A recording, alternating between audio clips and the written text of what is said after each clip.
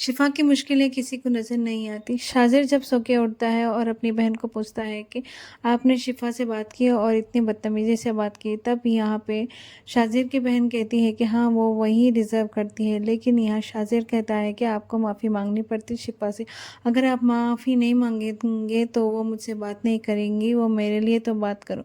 लेकिन वो शिफा के लिए माफ़ी माँगना नहीं चाहती, वो बहुत ज़्यादा नाराज़ हो जाती है। लेकिन यहाँ पर जब वो शाज़िर को लगता है कि वो नहीं आ रही, तो वो खींच के लेके जाता है शिफ़ा के पास और कहता है कि माफ़ी मांगो शिफ़ा से, क्योंकि शिफ़ा डिज़र्व करती है माफ़ी। यहाँ पर शाज़िर की बहन शिफ़ा से माफ़ी तो मांगती है, लेकिन वो बहुत ज़्यादा गुस्से में रहती है।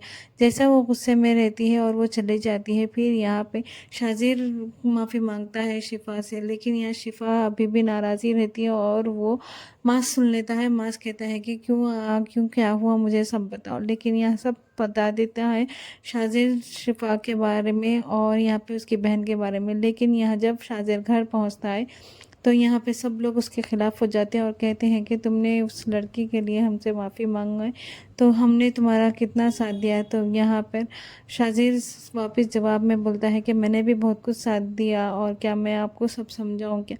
लेकिन यहाँ कोई सुनने को नहीं रहता है, बहुत ज़्यादा अनबन हो जाती।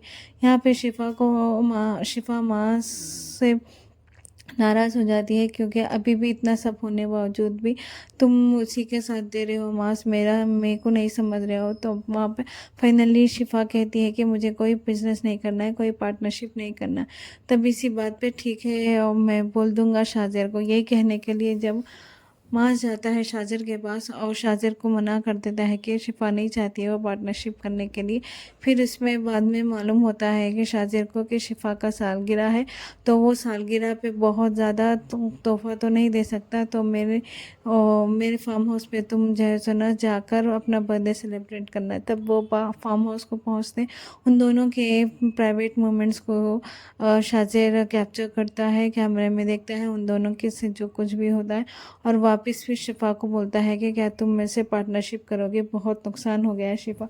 तो जो कुछ भी नुकसान हो गया उसी की वजह से फिर वो शिफ़ा राज़ी हो जाती है पार्टनरशिप के लिए। अब जब पार्टनरशिप के लिए राज़ी हो जाती है तो वापस जब घर आते हैं मास और शिफ़ा, तो शिफ़ा मास से नाराज़ हो जाती है और कहती है कि तुमने ये सब सेलिब्रेशन मैंने तुमसे पूछा ही नहीं था, तुम क्यों करे हो इतना सेलिब्रेशन।